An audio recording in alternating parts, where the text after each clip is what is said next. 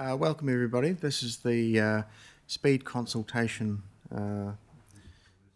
hearing, and we're to hear from some members of the public. I'll open the meeting with the karakia. Whakataka te hau ki te uru, whakataka te hau ki te tonga, ki mā kina ki uta, ki mā taratara ki tai, eihi aka ana te atakura, hei tio, hei hoka, hei hahu, ti hei Māori ora. As I said, welcome everybody. There's no apologies for today's meeting. We will have other members of the public joining us, but they're not scheduled for probably 15 or 20 minutes to arrive. So the first speaker we have is Grant, and he's here early, so you can have a good long chat with us, Grant, if you'd care to join us up the front. I've been through my thing and it takes 5 minutes 15 seconds, so I'm happy for that. Very good. We won't keep you hanging around. So I think you've been up the front before. You just push the button to make it go red. Yep.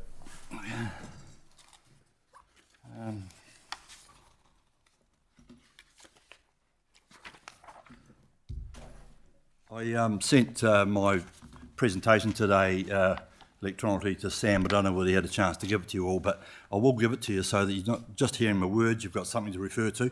Thank you.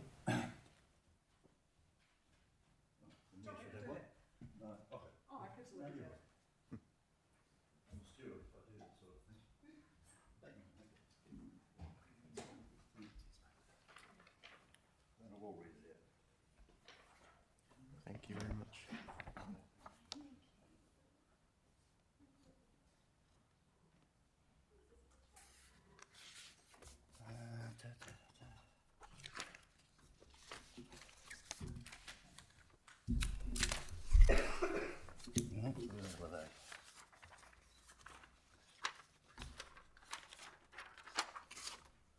Somewhere, and I don't know whether one of you have got it, is the cost-benefit disclosure statements, but I've lost it.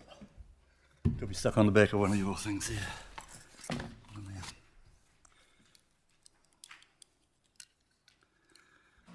Righto. Yeah, my name's Grant Clawson from Leeston.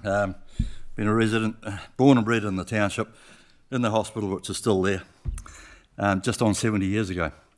My submission or my presentation today is about the proposed reduction in speed limit from 100k an hour to 80k an hour on the two sections of Leeston Road, the one going from Dorlston to Irwell, and then the other one from the other side of Irwell to Springston.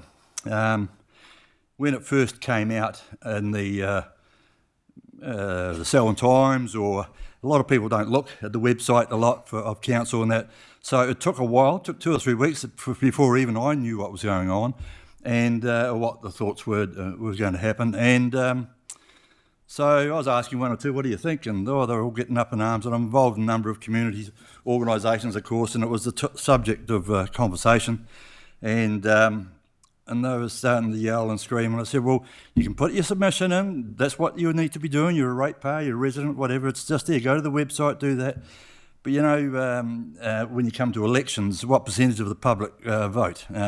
30-40% is pretty good these days. So, and doing submissions and that sort of thing, it's similar. So, and you would have seen that in your term so far, that you're asking for people's thoughts on this, that and the other thing.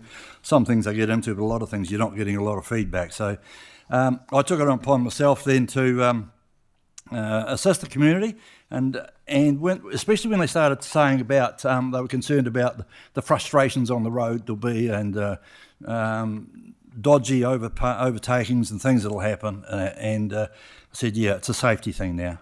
So I'll read my presentation and we'll go, if there's a bit of time after that, we'll see how we go. So you all would have read my original submission regarding the two sections of Leeston Road that staff have proposed to reduce from 100 km/h to 80 km/h.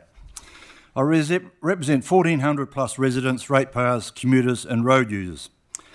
After listening to the community, I took it upon myself to instigate a survey over a 2 to 3 week period to understand the level of the frustration at the proposal to reduce the speed on this busy corridor to Christchurch. Here it is here. That's the original Thank you.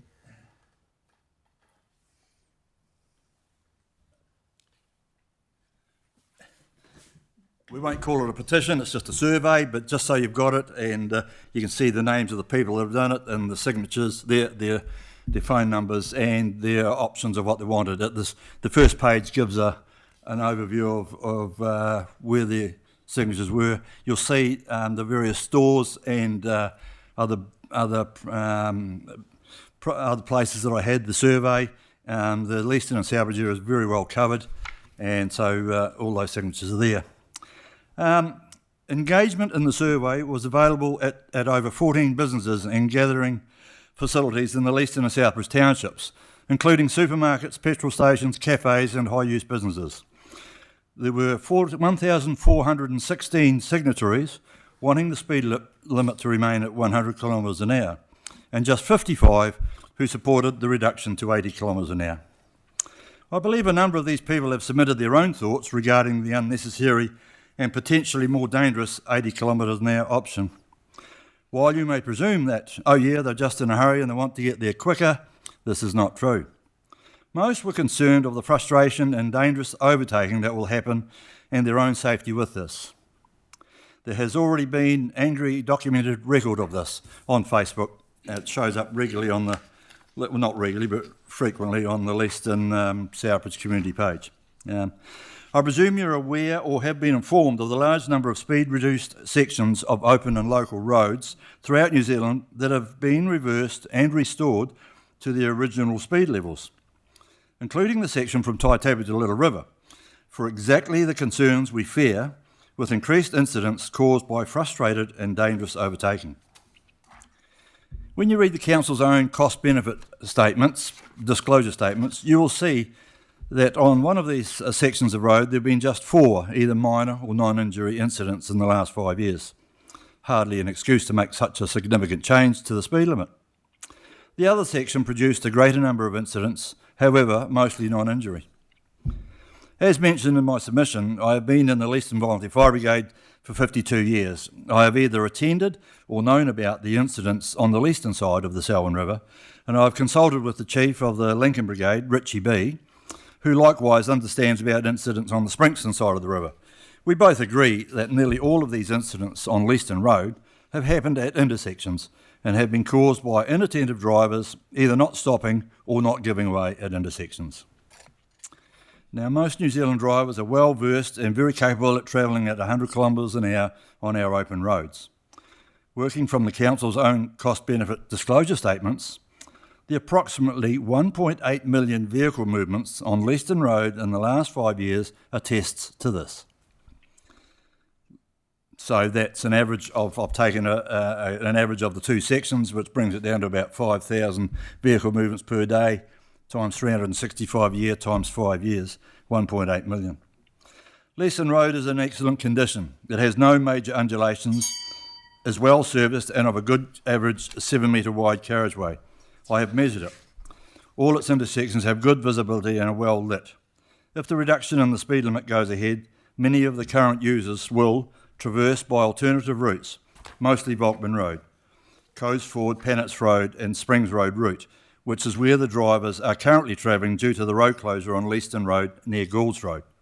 This is a far inferior road with some areas less than 6 metres wide and several already identified repairs and others not actually done yet.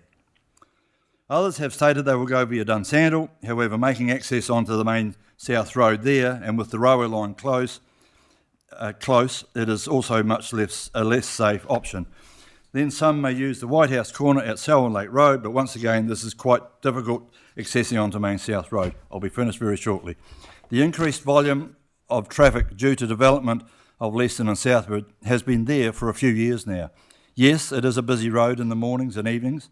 However, there has been no increase in incidents that may cause mitigation. Speed reduction on Leeston Road is not required at this stage. In fact, it would be an unsafe action. I was brought up with a wise saying, if it ain't broke, don't fix it. The cost-benefit disclosure statements show it ain't broke. So, what improvements can we suggest that could be made? 1. Recent red road paintings and larger signs at stop intersections are very visible visibly obvious and seem to be working well. Lake Road South and Selwyn Lake Road intersections with Leaston Road are the two that have had a few incidents. This system would work well there.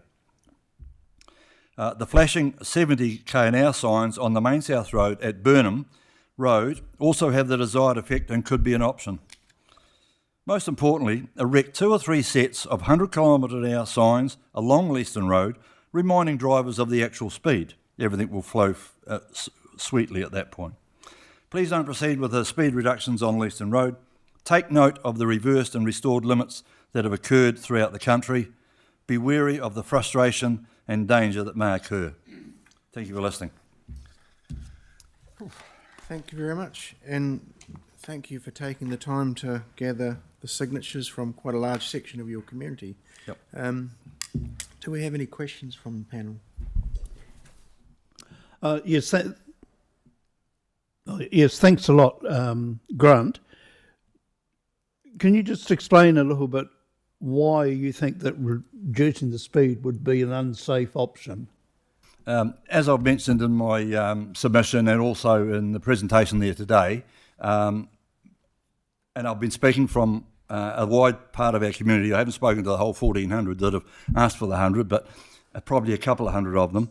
And they're all concerned. Even now, there is vehicles that are travelling at 80 km/h and others who want to travel at the 100 km/h speed limit are making dodgy passes. There's been frustrated photographs and recordings and that put on social media.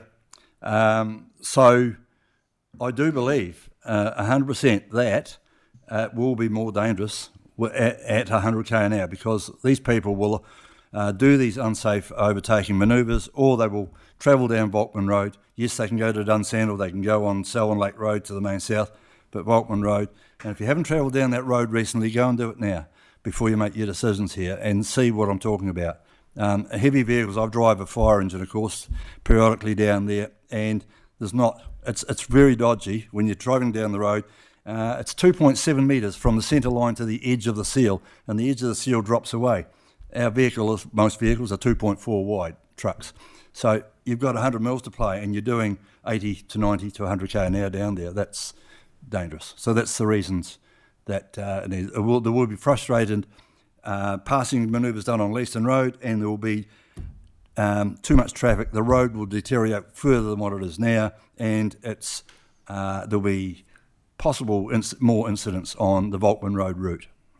So if the general limit was reduced from 100k to 80k, I presume you wouldn't get people overtaking because of impatient. You'd get people overtaking because they're not complying with the speed limit. I can't speak for people's minds at the time that they're doing those things. If they go overtaking on an 80k thing, well, they're breaking the law, aren't they? Yeah. Thank you. And yeah. Denise. Thanks, Grant. Really interesting. I did live in Leaston for several years, so I've got experience of driving on that road. Would you say that most of the cars travelling on there are sticking with the 100 km/h speed limit? Yes, when I drive on it, and I do quite a lot, but yeah, it is good, but they're not getting up to 100. There is a lot of under 100, that are driving at 80 or 85. Mm-hmm. And yeah, I'm one of the guys that wants to be at 90 to 100 km/h, and I get a little bit frustrated myself, but I just bite the tongue, sit in behind and wait my turn.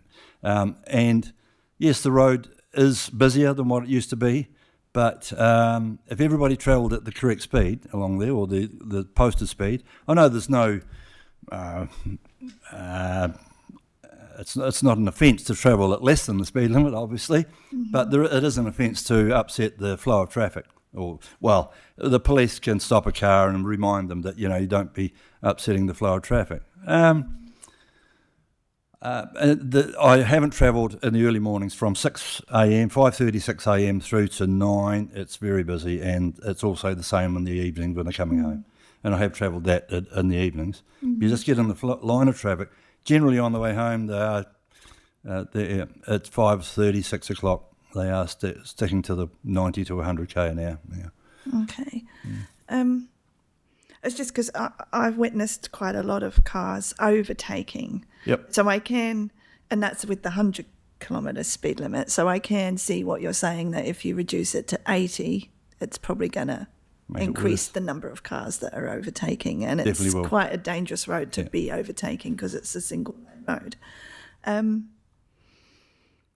What I would suggest with that is, if you keep it at 100k an hour, but then get the police to monitor it, after it's been done, and you put the extra 100k an hour signs down the road, so the ones who think there's 80 do know that it's 100, get the police to monitor it, and get hard at it and stick to 100, and they'll know.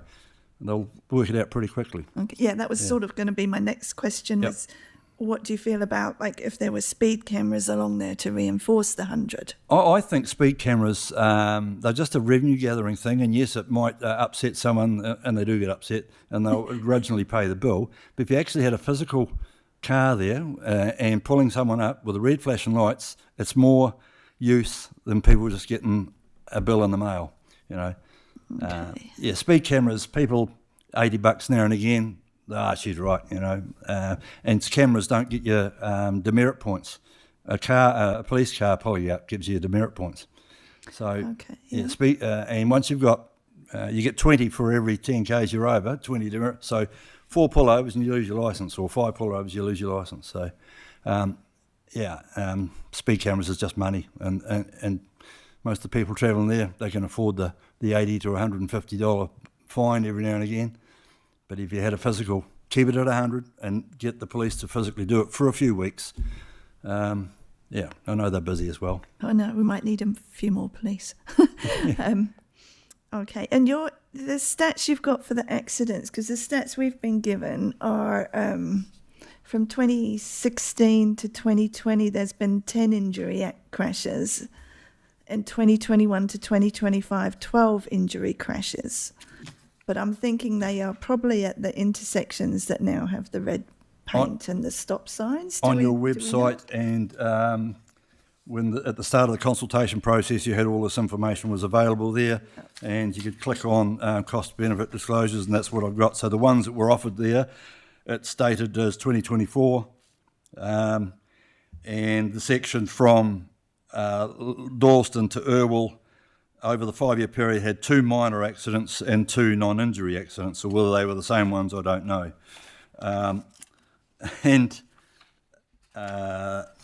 The other section from Irwell through to Sprinkston, which goes over the Selwyn River, of course, there was 1 death, 1 fatal, 2 serious, 7 minor, 18 non-injury, total 28.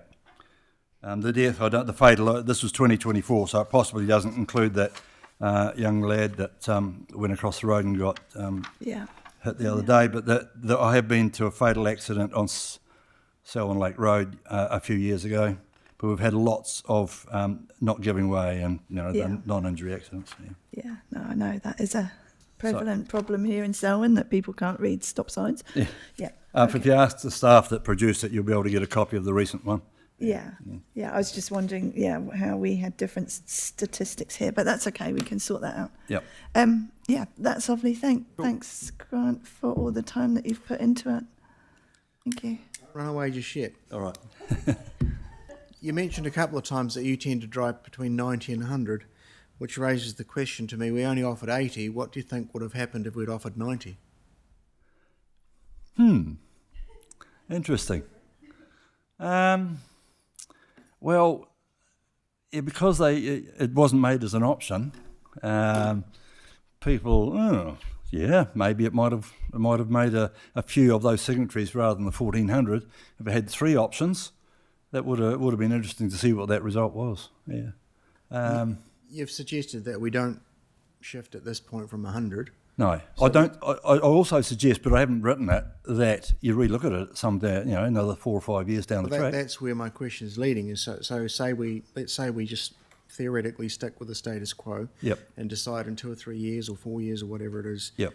That things have got a bit busier or whatever has changed. Yep. And we're looking at it again. Do you think we should offer 90, or do you think we should stick with 80? I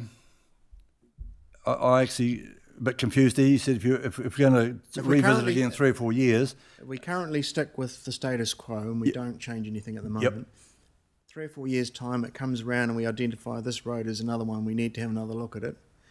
offer 90 then. Do you think we should offer 90 then, or I should do. we offer 80? Yeah, no, I think offer 90 then. And but I'd have to say, consult with the community before you bring something just blatantly, here we are, these are the things, now we want your submission. That didn't go down well. If you'd made some inquiries through local papers, the Selwyn Times is the main one that everybody gets, or you'd done a leaflet drop in the townships that are affected beforehand, this is what we're considering, have you got any thoughts before we bring out the submission process?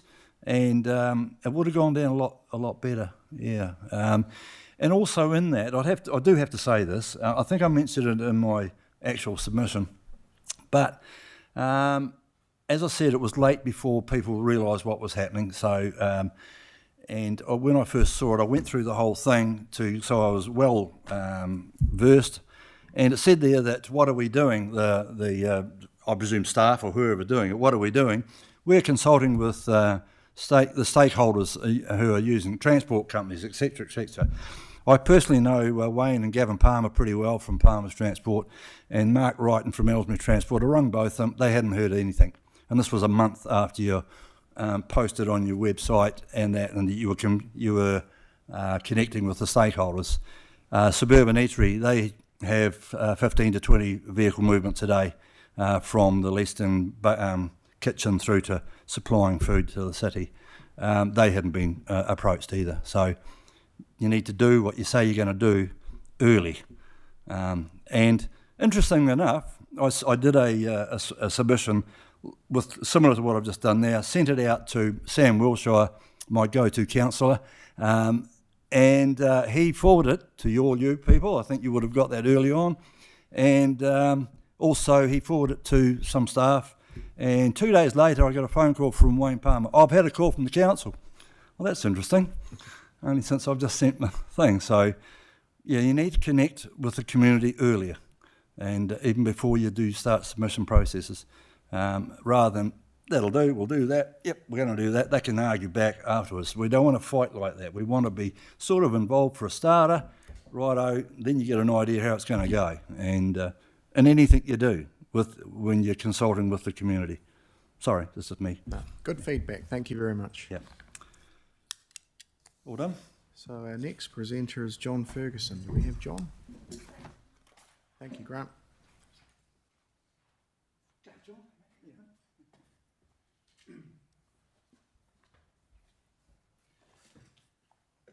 Hi. So, welcome. The red button's already been pressed, so you're free Excellent. to Excellent. go. Well, I didn't realise Grant was going to be here and that we were going to get more than 5 minutes. So I pre-circulated a statement, which I'd timed at 12 minutes, and I thought I was going to get growled. But Well, you've got 10 minutes. We're back on good. schedule now. Grant got a bit of leeway because we were early because we had changes of... no, that's right. I was pleased to hear that he and I are on the same side. But go for your life. If you want to take... It's typically 5 minutes plus 5 minutes per questions, but it doesn't matter if you talk for a bit longer. No, that's fine because you've had my statement pre-circulated. So I'll do a quick summary. Right. So I cut out a first bit. So look, my submission was that we proceed with the proposed reduction on Goulds Road. I drive that road a lot, and I do find it very narrow. You need to be quite a confident and experienced driver to safely maintain anything near 100k an hour on Goulds Road. I can do it, but I have found that as I get older, I can do it slightly less. So, I definitely support that one. I also believe that Leaston Road should be reduced to 80 kilometres an hour from Springston through to Collins Road and Powell's Road intersection, which is known as Memory's Corner. That particular piece of road has got many vehicle crossings on it. It's got a pub, it's got Caritas Brothers, it's got a mechanic workshop. The buses for the school kids come out of that road. I've had 3 goes, well, this is my 3rd at trying to reduce that section, and I believe that that section definitely should be dropped down. Yeah. And thirdly, I think we should retain the 100k an hour limit on the better formed open section south of Memories Corner, because there's just no clear evidence that those other sections justify a reduction. Nothing I have seen would justify this, and I've driven that road thousands of times as a weekday commuter over the last 18 years since I've lived in Leaston. The main point I want to leave you with is that I'm not opposed to lower speed limits. I'm just suggesting that they really need to be in the right places. And Springston to Memories Corner is the clearest example. In the last 5 years, 21% of all the incidents on that road have happened right at that corner. I've seen a concrete truck tipped over and into a hedge. There's a garage that's right up next to the road, and it's got quite a nice car in it. And my mate's a panel beater, and he's fixed that car 5 times as other cars have gone through the garage door on that garage. So that's a dangerous corner, and it is posted at 65. But I can tell you right now, it's easy to do it at 100, easy, until it isn't. So 19 of the 21 non-fatal crashes recorded at Memories since 2008, which was when I moved out there, they have been loss of control or head-on crashes.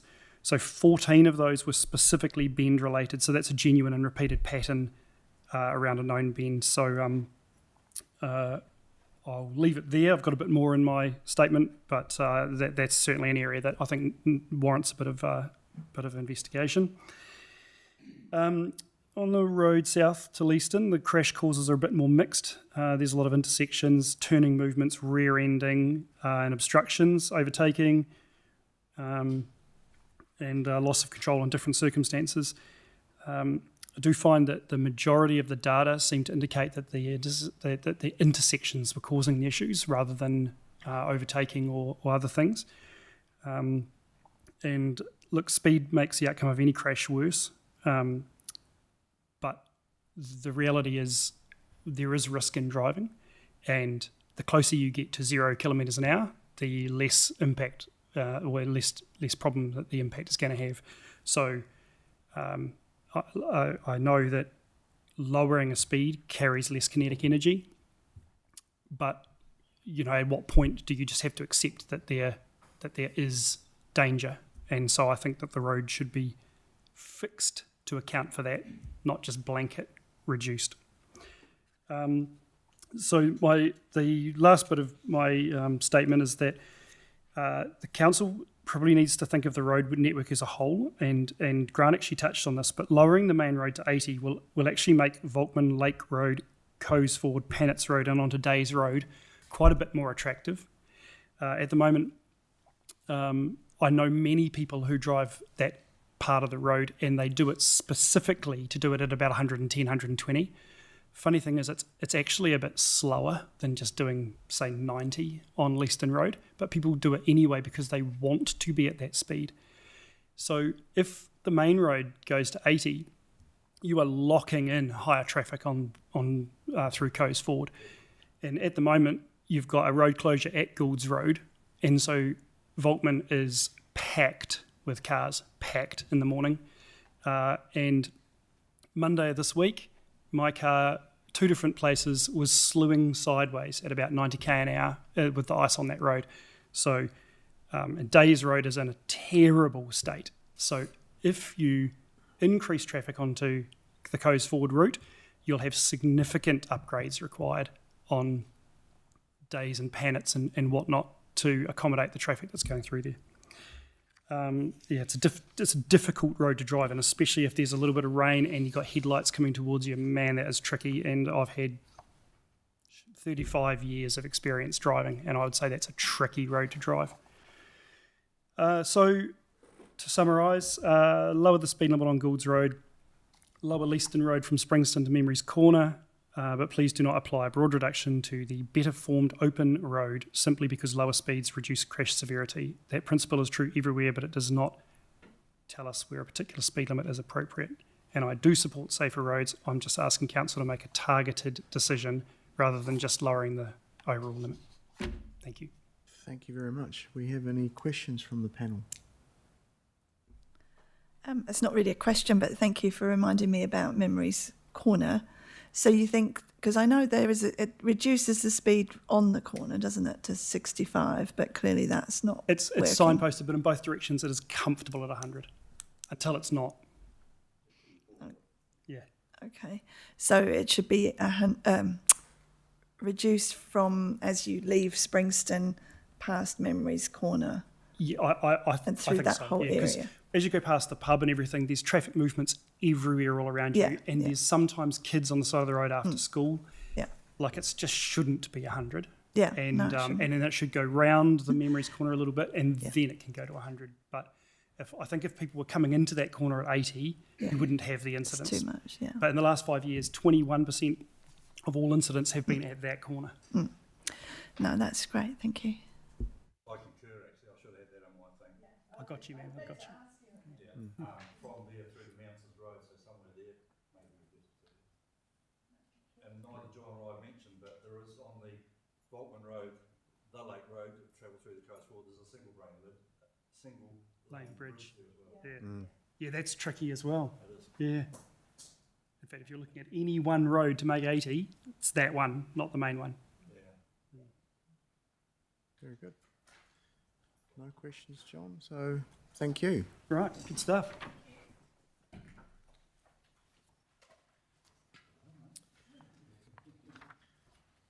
Next we have Sonia. Sonia here. Thank you.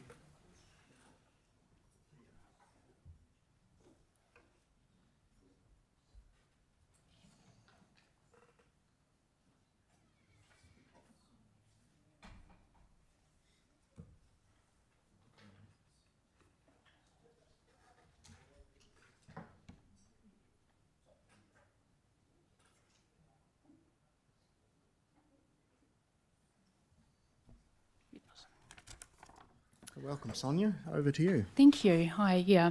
I'm a resident of Rattletrack Road, and so that's what I'm here to talk about today. In November last year, all the residents of the northern gravel end road of Rattletrack signed a letter to the Selwyn District Council requesting that the speed limit be dropped from the current 100 kilometres per hour to 60 kilometres per hour. And there were many reasons for that, but certainly driver safety and user safety were key. So it's really great that we have the opportunity as part of this year's speed reduction review to both submit written submissions, and I've come along here today just to underline that when you look at Rattletrack Road, so this was the map D from the consultation document, we just want to point out that while Rattletrack Road is just shown as a blue line all the way through, there are two distinct parts to this road, and we all live on the northern gravel end, and then you also have a sealed section there as well.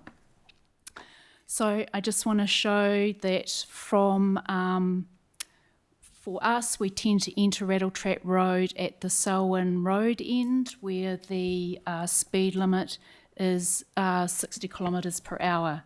So as we come into Selwyn Road, you take a left into Rattletrack Road, and immediately you are faced with these 100 kilometre per hour signs. So I know it's not quite easy to see on that picture there, but on a dull day you can see that that seal is then heading straight into gravel. And I think most residents on this road, we don't drive at 100 kilometres per hour.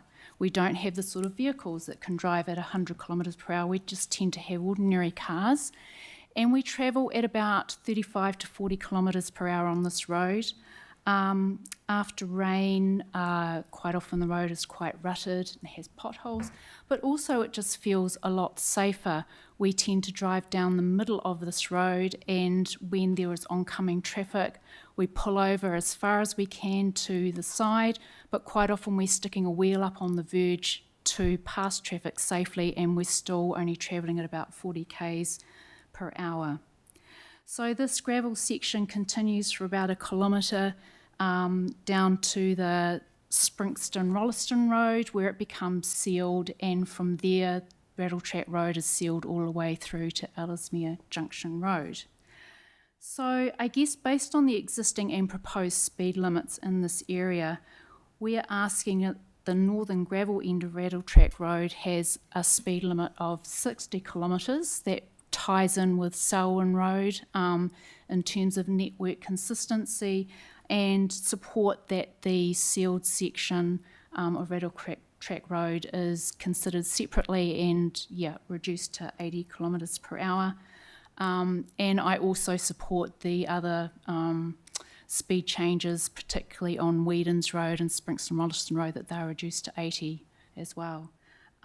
So I just wanted the chance to sort of highlight that Rattletrack Road is 2 different sections, and I believe should be considered separately when looking at speed reductions. Super fast, thank you. Thank you very much. That is an important consideration, and if you didn't live or drive along those roads, you wouldn't be aware looking at the map, so it's an important thing to highlight to the council colleagues when they do make that decision. Thank you. Do we have any questions? John? Yeah. Just a little bit of an explanation as to why on the Whedon's Road it would be appropriate to reduce the speed. Okay, so I travel from Selwyn Road along Whedon's Road right out to, I guess it's almost Shan's Road. And that road is narrow-ish. It is double-laned, but there's not a lot of space in those lanes, and especially in wet weather we get a bit of water build-up on the side of the road. And actually it's interesting, I've noticed most traffic is now travelling at about 80 to 85 along that road. So even though we can travel at 100, most people are not actually doing that now. I just think it's a bit safer. Thank you. Denise? Do you think, I just noticed on your picture there where it changes from the gravel to the finished thing, there isn't anything really to mark that if you didn't know the road. No. Do you think that would help as well as, like, I think it would be good to reduce the speed, but if there was something there to tell people, because if it's, like you say, on a dull day, you might not know that that's coming. Yeah, it might do. I don't know what the standard signage would be, but I don't know also as a resident, I notice quite often cars come in, see it's gravel, turn around and go back again. So we're all very familiar with, what it's like. Yeah. Okay, thank you. It's very straightforward. Thank you. In your submission, you commented on Shan's Road and the speed for there. I think you said you opposed the reduction in Shan's Road. I guess a lot of the issues there is at the intersection. Yeah, that's very complicated. It sort of reflects what people have said earlier. So when you lower the speed limit on one place, I thought about that afterwards, because of course I have to cross Shan's Road on Whedon's Road and you have to be super careful. I don't know about how you kind of funnel people through areas, but I wondered whether if that was left it would help just to take pressure off other roads, but I agree that intersection's particularly difficult. Yeah. Cool. 80's not so bad, really. Well, I asked an earlier comment submitter about 90 kilometres an hour, because we've only offered 80 or 100 on those higher speed roads. What do you feel about 90 kilometres? I don't have a problem with 90. I think some of the difficulty is where the speeds change, and sometimes you're on a road and you think, oh, what is the speed here? And so it's just being reminded, regularly as you travel along the road, that the speed is whatever it is. And but I think 90's fine if that works for areas. Yeah. Very good. Thank you very much. Okay. Great, thanks for your time. Thank you, Denise.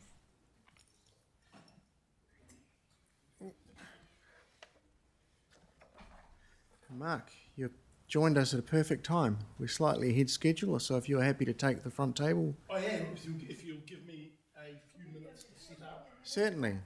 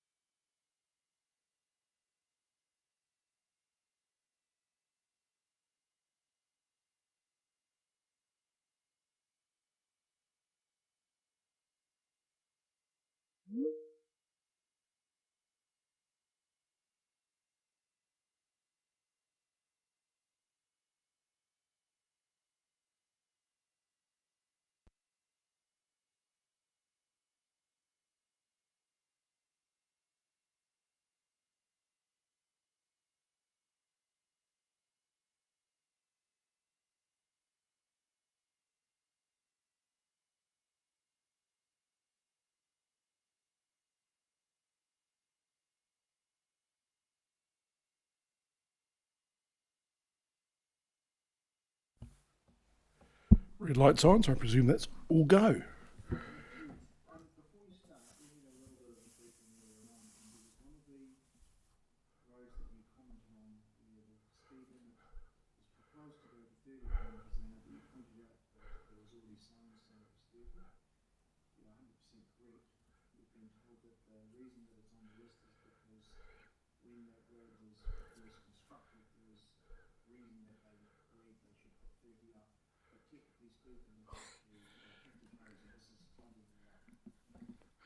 Thank you. I'll address that a little bit later.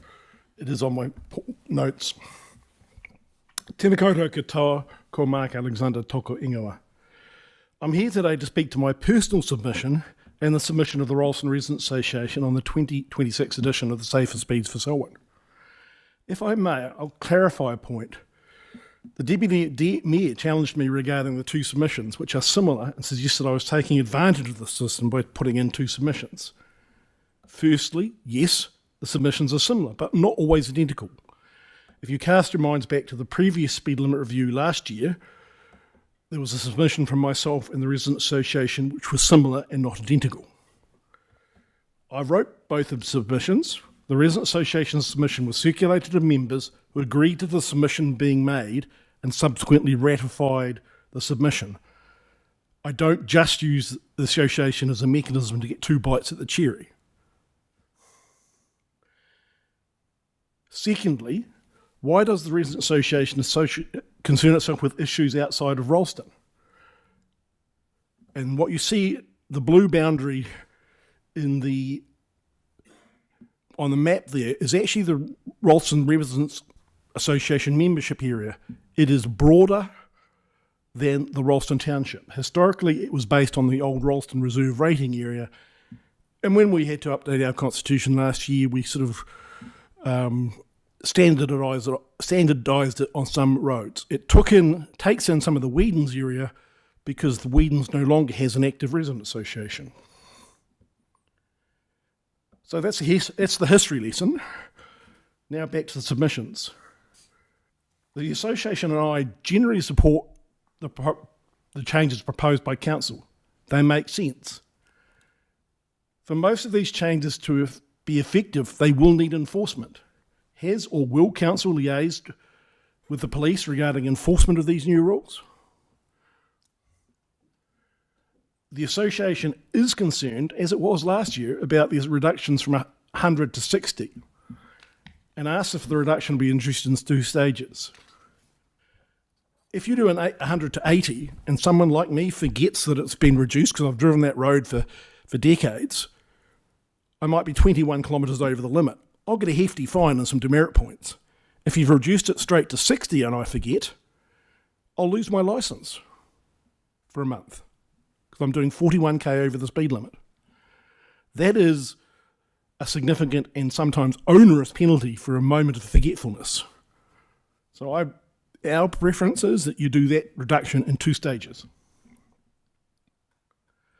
We were surprised at the speed limit changes for Christensen Parade and Rahutu Way, given that, as you noted, they were already signposted at 30k. We are surprised that that area wasn't gazetted last year and wasn't gazetted when they were first built. Question we have is, have any speeding tickets and or fines and or demerits been issued to motorists in this area? If they have, they've been dudded because that wasn't the legal speed limit. Should the council set speed limits for areas such as new subdivisions and town centres before the roads are created to enable the correct speed limits to be set when the roads are created and opened? You know when subdivisions are coming, you've had plan changes or resource consents. Make the whole area 50k for a subdivision, and then when roads are created, they're already in a 50k zone. But our main question is, how does the community get speed limit changes considered that staff don't or won't include? Last year, our submissions were that the northern portion of Walker's Road runs from, from Main South Road through to Wards Road, past the prison and past a rural residential area. We submitted that it should be reduced, probably to 80, if not long-term 60. It wasn't consulted on, and we were told it would be in the next consultation. Then it was omitted from this year's review, which is very disappointing and very frustrating. This is the section of Walker's Road from Main South Road to 2 Chain Road.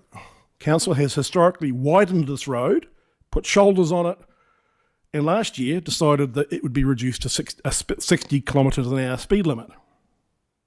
There are no entranceways, active entranceways on this stretch of road. The road is wide, clear, and you've reduced to 60. This is the northern portion of Walker's Road. Not nearly as wide, 25 rural residential entranceways, and you've left it at 100. Staff say there's no reason to reduce it from 100. Frankly, I ought not to say my initial reaction to that statement. It's rather rude and uncomplimentary. I'm not sure whether you're aware, Ralston Quarry, which is on the north side of Walker's Road on Wards Road, has a resource consent application in to vary their traffic limits. Currently, their traffic limits are a maximum of 400 vehicle movements a day and a rolling average of 350.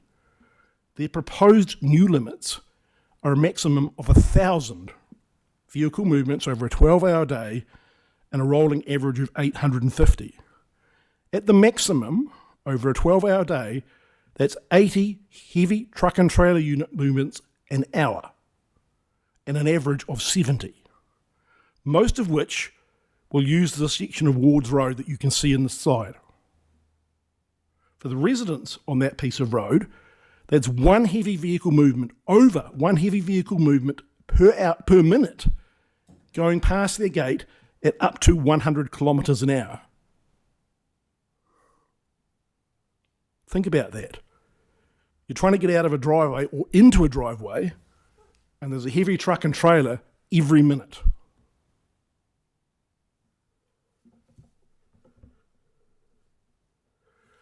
I'm just not sure what else the community can do to get this included in a consultation. You've changed the southern portion of Walker's Road to 60. You've changed the eastern portion of Two Chain Road to 60. Neither of which have the density of rural residential entranceways, neither of which are as narrow as this road. And yet this road carries a considerable amount of heavy traffic. It's the main route from the quarry to Main South Road and beyond. When the overbridge that NZTA are about to start being constructed happens, I expect that this road will carry even more traffic. The traffic going to the industrial area as well as the traffic going other ways. If you're heading from Darfield, John, you may occasionally use this route as it avoids the traffic lights at Hoskins Road and Jones Road. It is a popular route for traffic leaving Ralston heading to the northwest or north. But it's not deemed worthy of a speed limit, of consideration of a speed limit reduction. So I'm not sure what else I can say. It's up to you, councillors, to represent our community and ask for this to be considered. Staff may push back and say, oh no, it doesn't meet the criteria. But if I may digress, I can tell you a little tale. When Brookside Park was developed on Brookside and Lowes Roads, Brookside and Lowes Road had a speed limit of 60k. And staff said, oh no, you'll never get 50k there because it's not residential on both sides.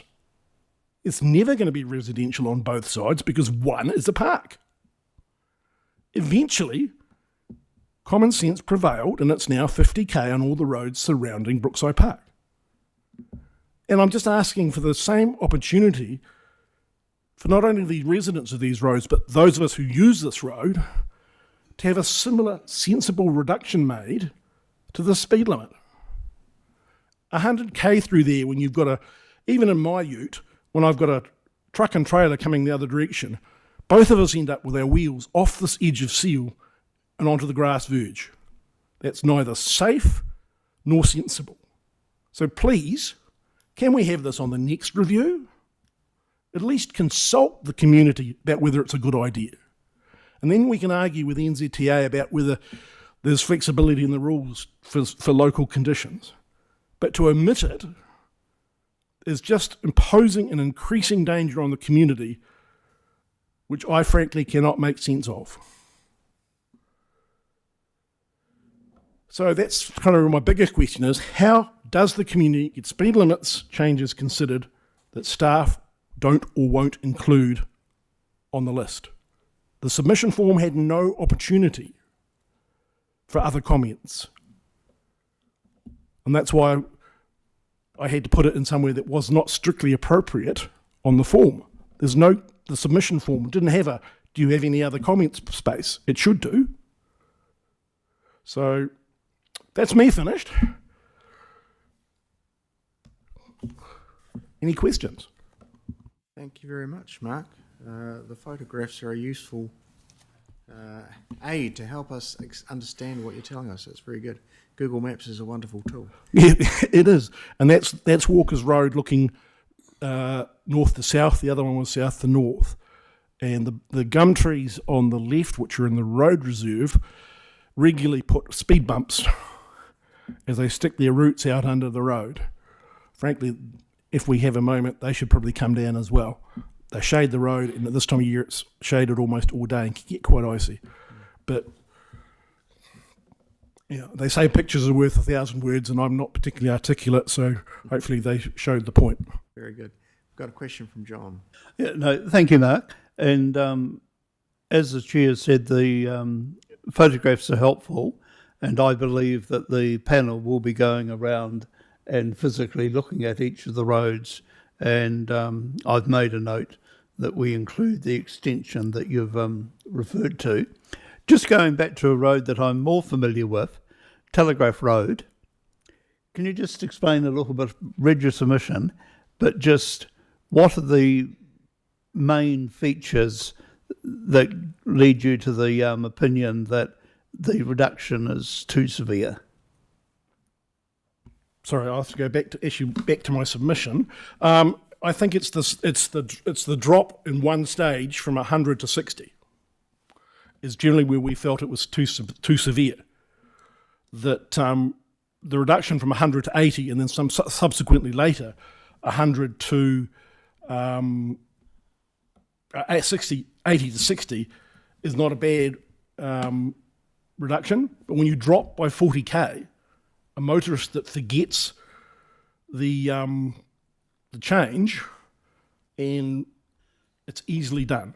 I mean, my personal experience, Madison's Road has been 80k for a very long time. I was one of the councillors that helped vote to reduce it to 80, but even now and then I still forget that it's 80 and find myself doing 100. And so if you reduce a speed limit too severely, too quickly, then the consequences of being caught out are too severe. And so I'm just trying to find my submission on Telegraph Road. So you're obviously talking about travelling into Darfield rather than travelling out from Darfield. Yeah, I mean the ones that are reducing the roads on the boundary of Darfield from 50 to 60, 60 to 50, we don't have a problem with. But it's where you go from, the Telegraph Road one is from 60 to 50, and I don't actually have a problem with that. I drive that road generally, during the summer, once a week, and I have no trouble with that reduction. It's an urban boundary. But it's the ones above it, like Greendale Road, from 100 to 50. If you're a local who's driven that road at 70, 80, 90, and suddenly it's 50, and you've missed the sign, or you're distracted, or you forget, you're going to be wearing a hefty fine and a significant demerit point load for one moment of forgetfulness. I'm not saying that I think that's no reason for not doing it, but if the reduction is done in stages rather than one dramatic step, then hopefully we can bring the community along with us rather than not. If I can indulge myself, one more thing we could do for road safety is a lot more splitter islands at stop signs. The recent accident in Greendale, I think, would have been helped if there was a splitter island so that the driver approaching the stop sign actually had something to see on the road. They're relatively cheap, and I think that is probably the best engineering solution we can do to a lot of our stop sign intersections. So that would be a bit like the, I don't know what the technical term is, just as you come past the Catholic Church as you're going out of Darfield into Telegraph Road, by the new stage 2 of the Darfields estate, they've got this concrete space in the middle of the road that allows pedestrians to stop, and at least if a car was going to hit them, they'd have to hit the concrete first. That's a pedestrian refuge, but it's good. It's good road furniture in terms of it's something that attracts the driver's attention, and hopefully they'll then realise that it's a more urban form. At our stop signs, we've got very many in our rural areas where you're on a long straight piece of road, you come up to a stop sign, and many, unfortunately, it only takes one failure to recognise it and go through it, and the consequences are severe. So when you say that the reduction's too severe, it's more the lack of putting an 80 kilometre further out from the 60 and better signage. Yeah, I mean, currently Telegraph Road's like that as you approach from the south. So you hit Crake Road and then you get it's 100 to 60. If you fail to notice the first 60 and you're still travelling at close to 100 or slightly over 100, it's going to be a very unpleasant surprise. So my personal preference, and I think the association's personal preference, is to stagger that reduction to give you a chance to reduce your speed more. But in the proposed changes, there are a number that reduce from 100 to 60 abruptly. And if you implement those as written, a motorist that misses the first 60 is going to be in a power of trouble for a moment's inattention. No, thank you, and that'll be something that I'll look forward to receiving the technical expertise on. Yeah, thanks, Mark. Really interesting thoughts, actually. I just wanted to ask you, because I know you have some previous experience of thinking about all these things. What do you feel you've put on your submissions that you agree with the Leaston Road and Shands Road speed reductions. What do you think about the argument? We've heard the argument that doing that is going to cause frustration in drivers and cause more dangerous driving and overtaking. I just want to know what your thoughts are on that. Is road speed limit set by good driving habits or bad driving habits? Frankly, on either of those roads, I've been past doing the speed limit. Oh, When I've been doing the happens all speed limit, time. there's been some frustrated driver who thinks they're getting to their destination a minute faster is more important than road safety. Okay. So I don't think the reductions are going to significantly increase travel time. There will be motorists who will overtake at any cost, at any time. But do we set things by the lowest common denominator? And really, as much as my wife hates the road speed limits, the consequences of an accident, if you're doing 80 rather than 100, is much more survivable for all. And the time taken, the difference in time between 80, Shands Road, for example, if you have to drive 80 from Ellesmere Junction Road through to Hornby, doesn't take you an awful lot longer time, but is an awful lot safer for all the community. Lovely, thank you. And also you talked about, obviously we've got intersections that we do have problems with, and the splitter islands. Have you noticed with the red paint stop that's been on the road, do you think that's helping, or do you think that rumble strips, things like that, might help in those long country roads? I would Interested to know your thoughts. I would never condemn a neighbour to a rumble strip at a stop sign. They're good if you don't live there, but if you live there and every vehicle movement hits a rumble strip and goes, you'd soon be mighty unhappy. So I don't think rumble strips are too close. Unless you put them a long way from the intersection, they're generally too late. The red markings, they lose their novelty value.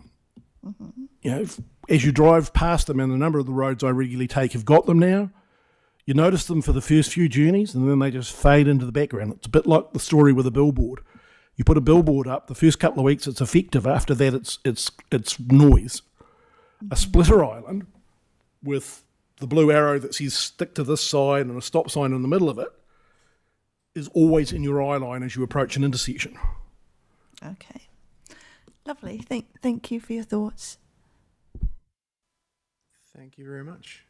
John's got another question. And I suppose, looking at the association's submission, from my reading of it, they support the reduction on Telegraph Road. So I've heard your explanation, thank you. And looking at the submissions overall, not that it's a deal breaker, but sort of 47 people were in support of the Telegraph Road and 127 against. Would you just like to, from the experience of the association, and I know it's not an approved one, but with the experience you've got and the knowledge of the association, what do you think the association's view would be on why there was such a lack of support for reduction, given the recent increases in subdivision, and people who have travelled along that road will be well aware that there's no footpaths? People don't like change. And most of us they find it inconvenient. I mean, I could say that it's also due to the lack of real consultation on the speed limit change. It was published. People were really left to find it and interact with it without a lot of meetings, no drop-ins to explain the changes, and so people don't like change without having read all the submissions. It can be driven by an active group. Are submissions a vote? No. I was always taught it's the quality, not the quantity of a submission that should make the difference. And I'm not going to comment too much on what residents in Darfield want, but they're not the only ones that use these roads. I found the whole question in the consultation, how do you use this road, to be a little bit puzzling and a little bit concerning, because the fact that you use the road should be sufficient.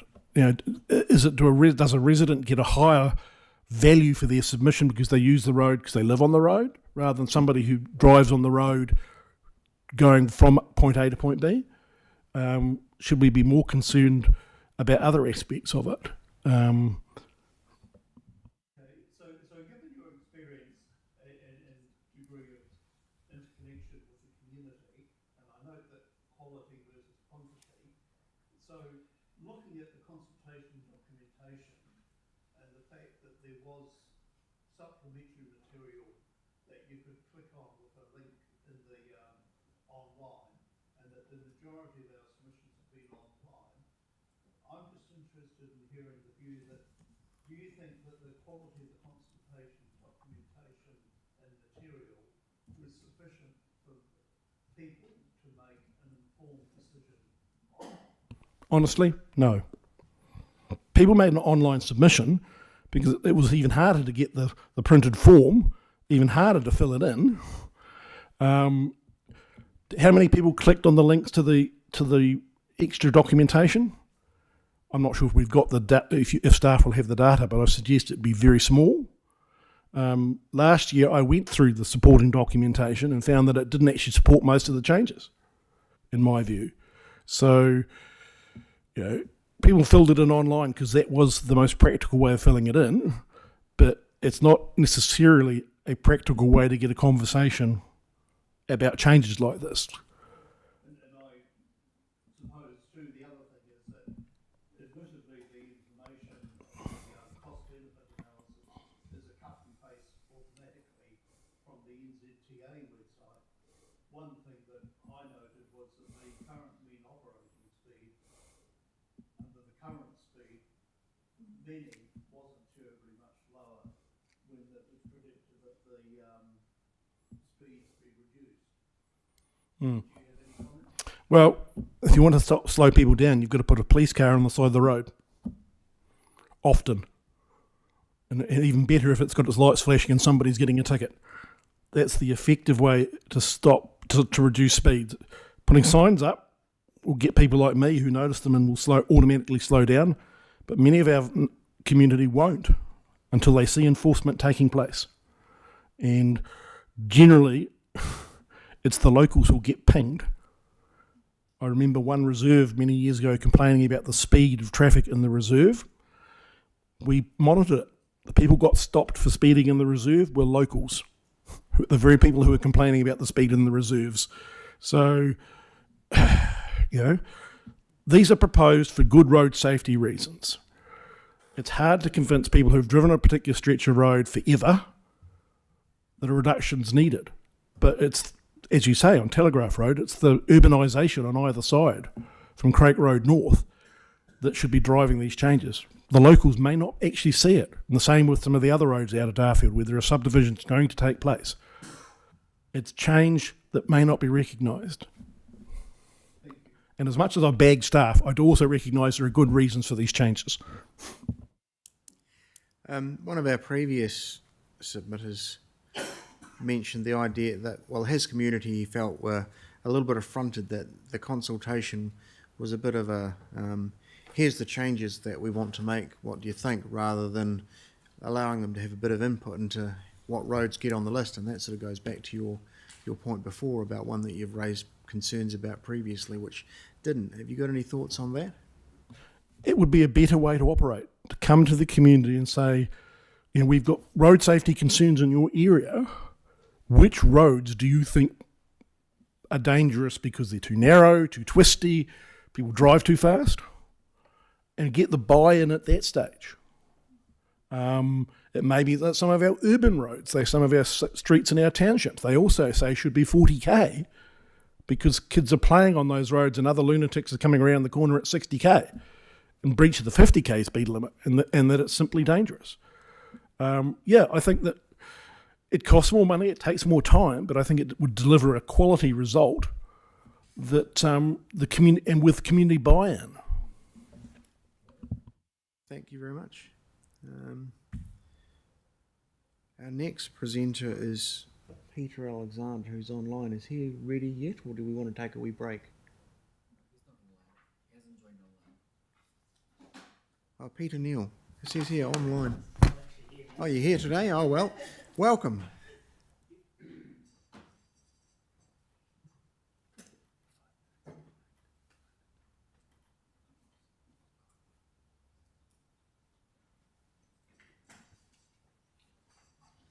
So if you push the wee button, which has got like a speaker on it, light will go red, and then you're live, and it's over to you. I've never pushed this button before, but it's all good. Kia ora koutou, my name is Peter Neal. I am fortunate enough to live in Arthur's Pass.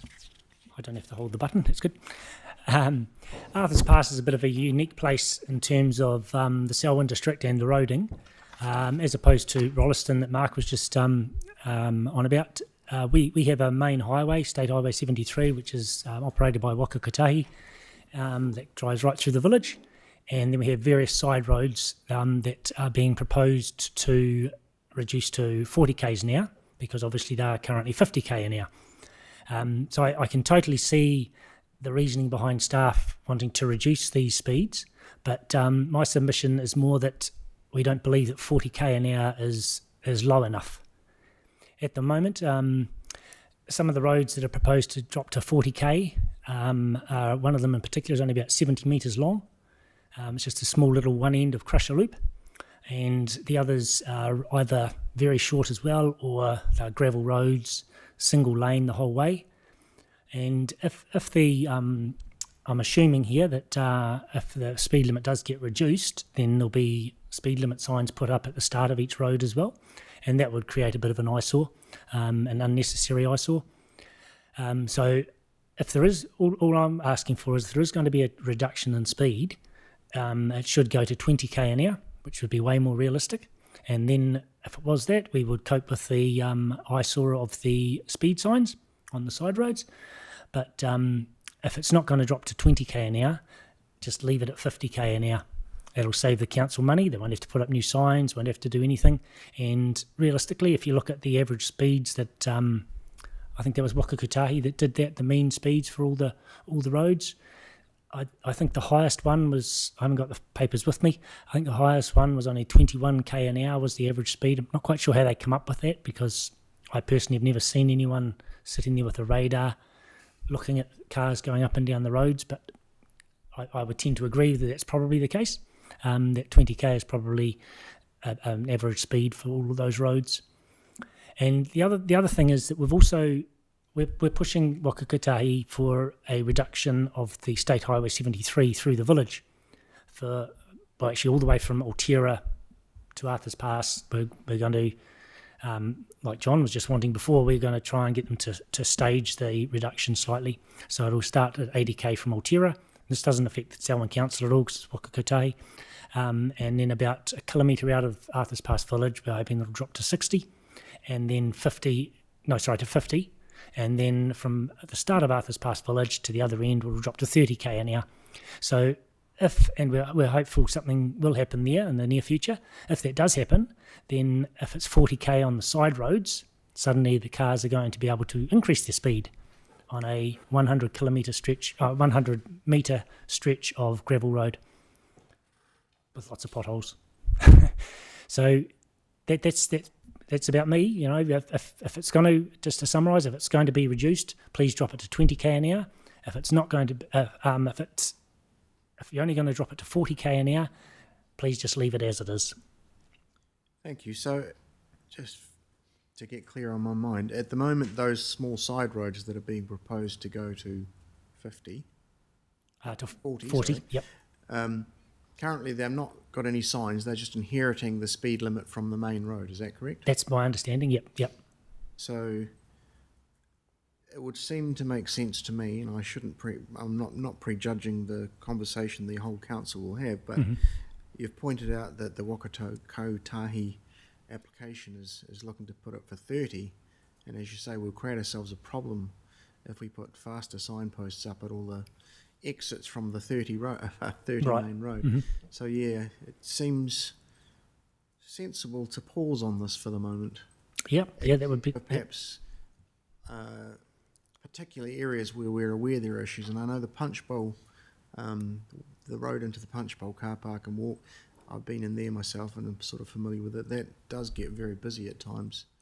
So, Yep, that does what get were your busy. thoughts on a 40-kilometre area limit into that area? That would be pretty ludicrous as well, to be honest, because the only danger with the Punch Bowl Road intersection is that it's right at the end of the village. It's not easily spotted, so suddenly cars are coming to a screaming halt off the 100k to turn left into the Punch Bowl car park, and I'm not quite sure how far the Punch Bowl Road actually goes through in terms of council, but I think it then turns into a Department of Conservation car park, and literally that first little stretch of road, which has been nicely widened so two cars can actually go down side by side now, that first stretch of road is maybe 50 metres long, and then the car park starts.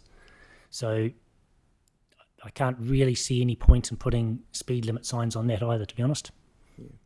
I mean, yes, if it's going to be 20k, then yes, sure, put some signs up, but... That's sort of what I thought you might say. Who else we got questions? Denise? I don't know if I really have got a question because it seems very straightforward to me. With if they put up 40km/h signs on the side streets, do you think that would be seen as almost encouraging people to go faster on roads where currently there isn't an issue? So we're kind of creating an issue. Yeah, that's one point that I would totally agree with that, yes. Yeah. Yep. Okay, lovely. Thank you for coming from Arthur's Pass to talk to us. That's right. I was going to be online, but then I ended up being in Christchurch overnight, so Yeah. I thought I'll come home via Rolliston. Oh, nice. Very good. It meant I was able to stop at cookie time and buy some cookies. Oh, that's important.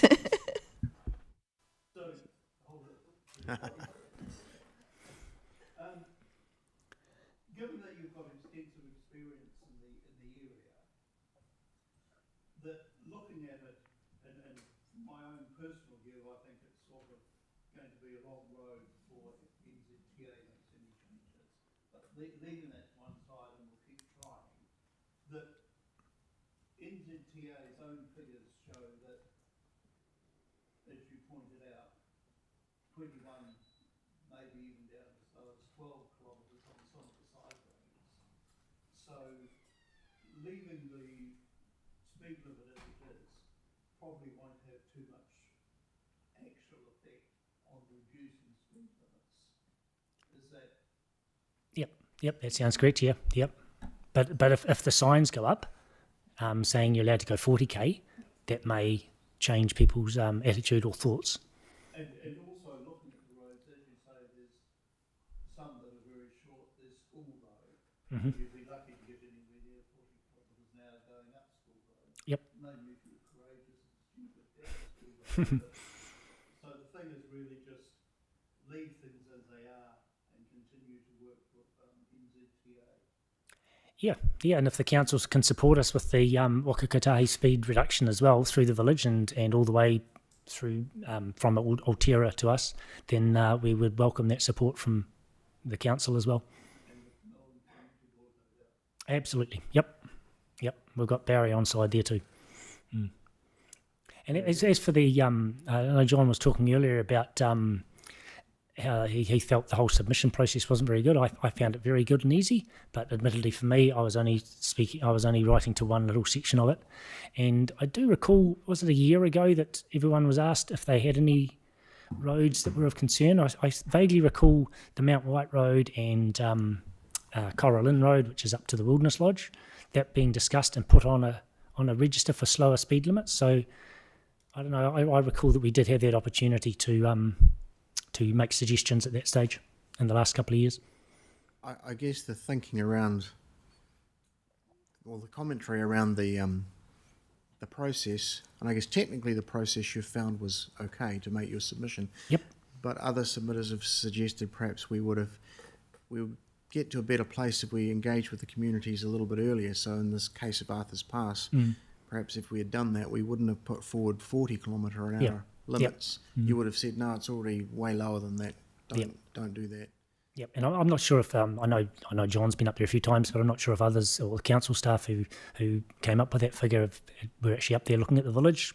I don't know, but I'd suggest they probably weren't. Very good. Thanks for taking the time to come and see us. Okay, thank you. So Marcel's not coming? Yes. Correct. So next we've got Ben Stevens. Is Ben here? Yep.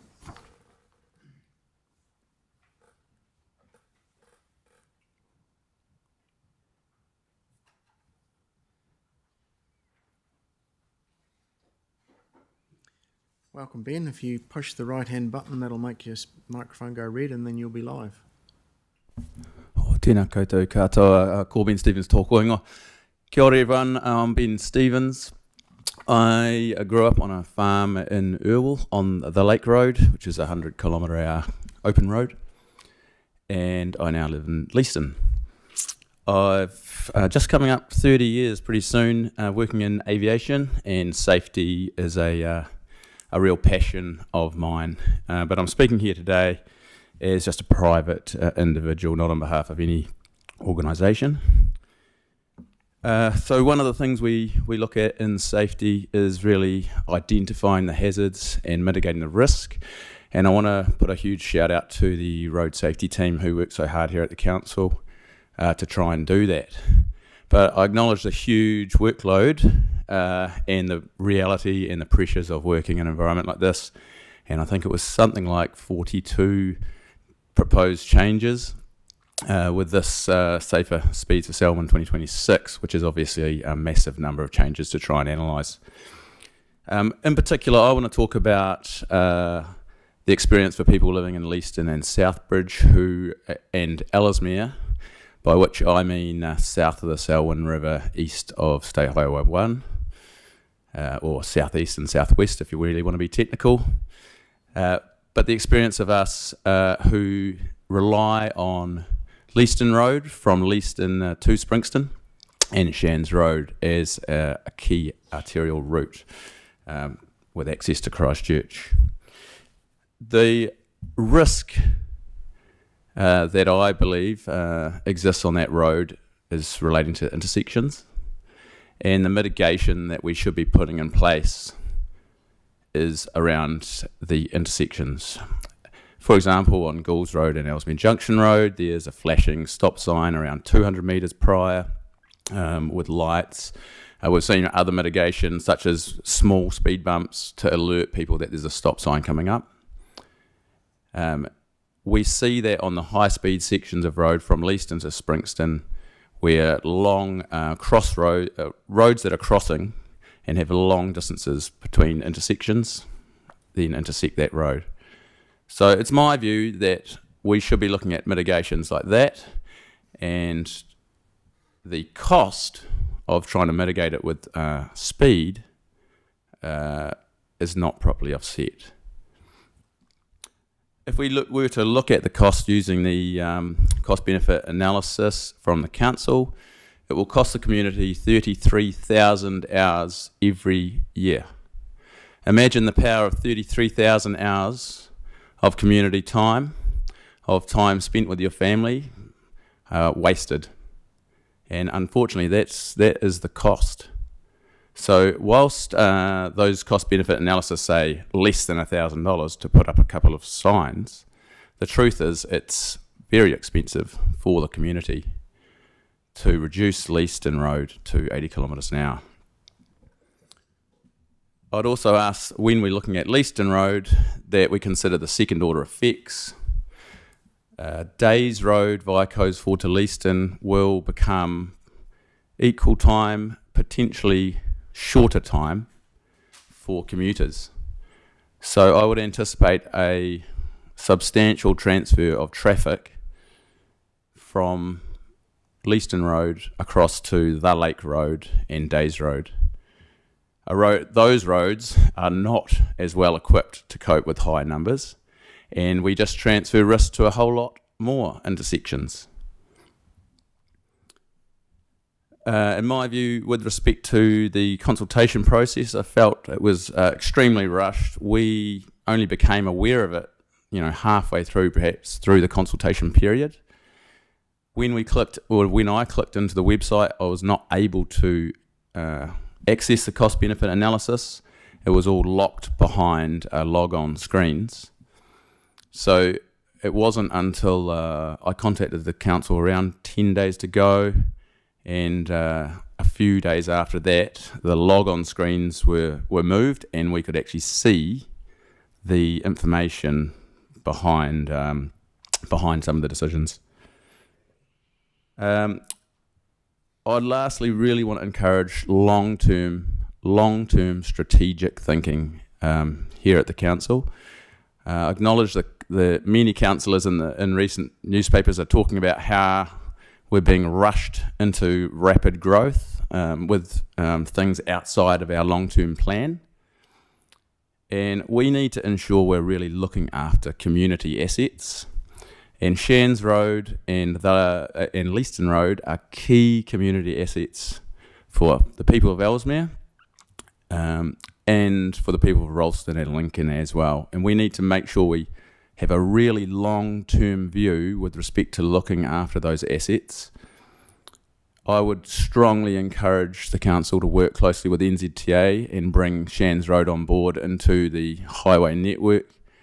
Whatever the designation, whether it's, the latest lingo might be a regional distributor, but whatever that local lingo is, but if NZTA could take responsibility for Shands Road, we might see the funding we require to ensure that it serves the people of the east side of Ralston or southeast side of Ralston and Lincoln as those huge new subdivisions go put in with thousands more houses are built. We need that road to become more of a state highway level road. Thank you. Thank you very much. Denise has a question. Yeah, thanks, Ben. We had a couple of submitters earlier, and you haven't talked about, there's a section of the road from Springston out past Memories Corner. Would you object to that being slowed down? With respect to the first segments southbound from Springston, there's a couple of issues with that piece of road. I think we're better not to continually segment our key arterials, and we're slowly going through a process of death by 1,000 cuts in terms of the efficiency of our roading network. Mm-hmm. The risk at Memories, what was once South Springston, or the first large sweeping bend on the south of Springston, mm-hmm. is the negative camber on the outside of the bend. So that means that northbound traffic has a large positive camber and can easily do the corner at 100 kilometres an hour with limited lateral G-force. Traffic southbound on the outside of that corner are experiencing negative camber and an increasing or decreasing radius of turn, creating a huge risk that they exit the road and slide into a number of buildings, and we've seen crash after crash after crash into one particular building because of poor, in my view, poor road design at that point. And I appreciate it's a very challenging intersection because it also has a T intersection coming onto the corner. So it's an extremely challenging intersection. I don't think the 80 kilometre hour is going to solve the crashes at that intersection. And it's probably neither here nor there if you were to reduce the speed limit between there and Springston. Is that going to help reduce the crashes? I doubt it. Do you think reducing the speed would, if there are crashes, it would mitigate some of the results of those crashes?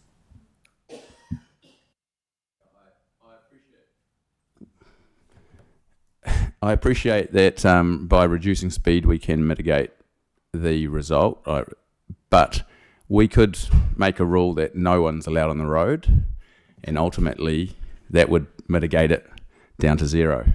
So the truth is, it's a balancing act. And you talked about the growth and development of the areas, which means we're going to have increasing traffic. Does it worry you that there's going to be so much more traffic on the roads that are not designed for that amount of traffic? Yeah, it's absolutely a challenge, and that is why we need to be thinking really long-term, strategically, and we need to be finding the funding pathways including working with NZTA on sections such as Shands Road, and ensuring that we're correctly funding the key arterials. Now, I appreciate westbound in the district we have state highways. Southwest bound to require there's a state highway, but to the people of Ellesmere, Shands Road and Leeston Road is the key arterial route. Okay. And at the moment, do you think people are sticking to the speed limit on that road out to Leeston? Yeah, so my experience is I would describe it as generally good. There are from time to time misbehaviours. At busy commuter periods, both in the morning and evening, I don't normally drive the road at those times. However, I have recently a few times, and I'm pleasantly surprised to see the driver behaviour with speeds around 95 kilometres an hour, and then the closer you get to Leeston, further south, generally the speed creeps up towards 100 kilometres an hour, even with long queues of 5 to 10 vehicles, and then nobody will be passing at those speeds because everyone will just sit at the speed limit and know it's a busy time of day. I often use the roads at 4 a.m. or going to town, or 2 a.m. coming back from town for work, and I will normally see 1 to 2 vehicles between Leeston and Hornby. So it would seem a bit ridiculous to be commuting to town at 4 a.m. and having to drive at 80 kilometres an hour to mitigate the risk of the 0 other vehicles on the road at that time. Do you think it would increase the number of cars that overtake dangerously? There's going to be an adjustment period. So during the adjustment period, if you drop the speed limit to 80 kilometres an hour, I think you would see a lot of that sort of overtaking behaviour and a real mismatch of speeds. But in the long term, probably not. In the long term, I think the amount of misbehaviour from drivers is probably going to be similar, but that's just a guess. Okay, lovely. Thank you. I'll let John go. Thank you. So I see that your submission has focused on Leeston Road, and you have mentioned Hamptons. Can I just confirm that the assumption that I've made is that you're reasonably well travelled on a variety of the other roads as well? Most of the travelling I do in the district is between Christchurch and Leeston, and that area. But yeah, I do also travel up to Lake Coleridge relatively regularly as well. So I suppose the point I'm looking at is that is your preference to say that on the roads that we've gone out for consultation on that you predominantly travel on, that it's probably road design rather than changing the speed limit that would be the most effective for improving road safety?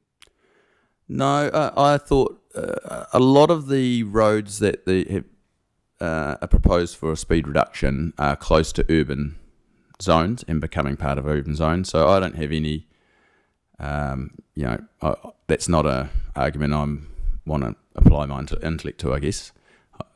What I'm interested in is the major arterial routes of the district that the district relies upon for everyday use and economic activity.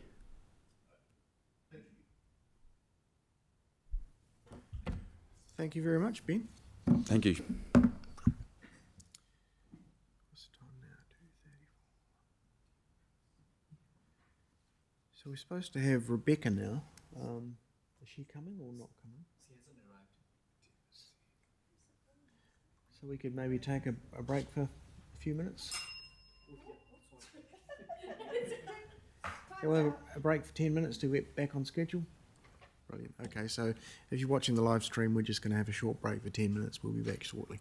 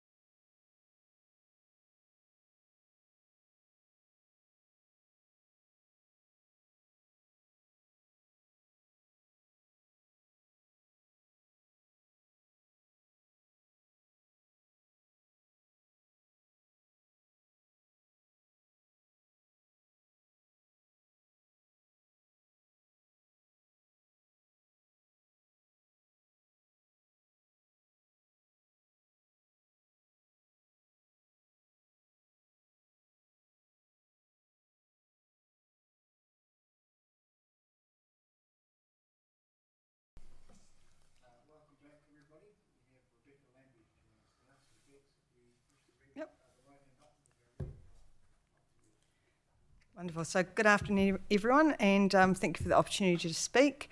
I'm Bex Lambie, and I'm speaking on behalf of myself as I live on Horata Road, and also on behalf of Go Horata, which is our residents' association, and they have normally at least 20 to 30 people that turn up at their meetings every time that they have one. We had Vanessa, one of our ratepayers, turn up at one of our Melbourne Community Board meetings, and she talked about the issues of the 100k zone, and she's actually incorporated in that what is currently 100 and hopefully will become 60, and her concerns about what was going on. So that was the first time I'd heard about it. So then I went to the Go Horata meeting and I said, how do you all feel about this? To which they said, we've been trying to advocate for this for the last 2 years, so they were happy for me to run with it. So that's how this has all come about. And I then approached Sam and Ravi, and we started talking about it a little bit more. So first of all, I'll read out what Go Horata have asked me to read. So Go Horata Residents Committee supports a proposed relocation of the 60 kilometre speed limit on Horata Road to approximately 450 metres west of Duncan's Road. This proposal was not about reducing the speed limit through Horata. It was about moving the existing speed changes further back so vehicles have slowed before entering the village. The current speed transition occurs very close to the Horata Hall and the public toilets, where vehicles regularly pull out of, and beyond two busy entrances to the Horata domain, including the tennis courts entrance, and we believe this creates an unnecessary safety risk for residents and visitors. This change has strong support from local residents who are directly affected and has been identified as a priority since the Horata Domain Master Plan was developed and adopted in 2022. The community has been advocating for this improvement for several years. So Go Horata strongly supports this practical and sensible change which will improve safety and maintain an efficient transport route through our district.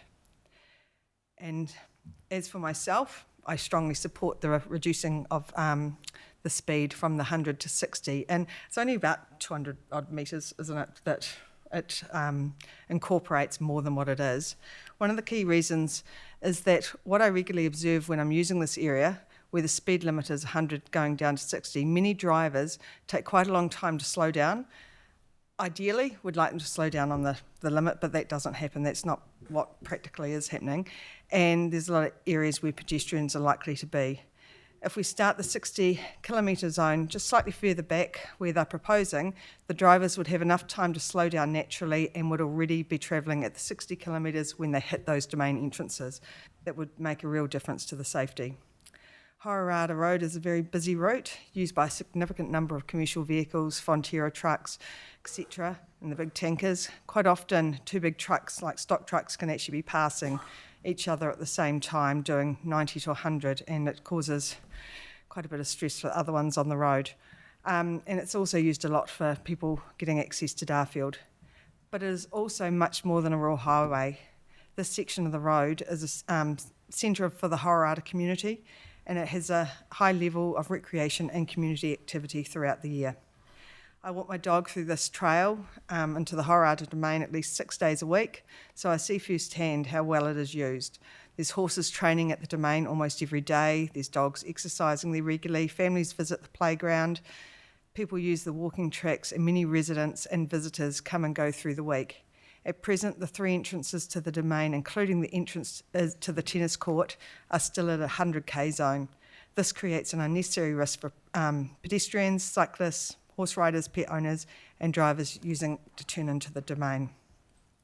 The need for a lower speed limit will become even more important once the community hall redevelopment is complete.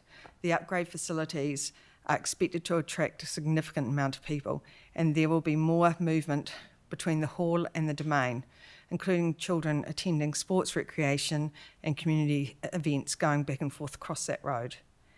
The domain already hosts major events such as the Horata Highland Games, the Glow Festival, but it's also in constant use for local groups throughout the year.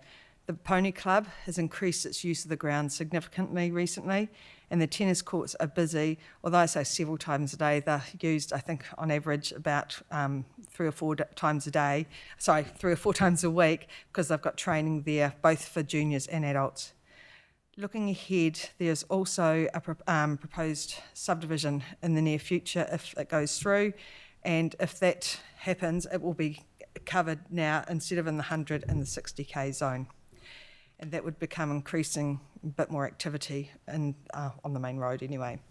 This proposal is also practical. It affects around 400 metres of the roadway and would largely be achieved by relocating the speed limit sign rather than undertaking major infrastructure work. It is relatively simple, low-cost change that would deliver a significant impact on our safety. I respectfully ask the Council to support reducing the speed limit from to 60 kilometres on this stretch, moving the start of the speed limit further back so motorists have sufficient time to slow down before reaching the domain entrance. This would better reflect how the area is used today, prepare for its future growth, and ensure the Hororata Domain and Community Hall remain safe and accessible to everyone who uses it. Thank you for your time and consideration for this. Just on the side, I did also make a submission for Arthur's Pass, but I've chosen not to talk about that today, just the Hororata one. Thank you. Thank you very much. Denise's question.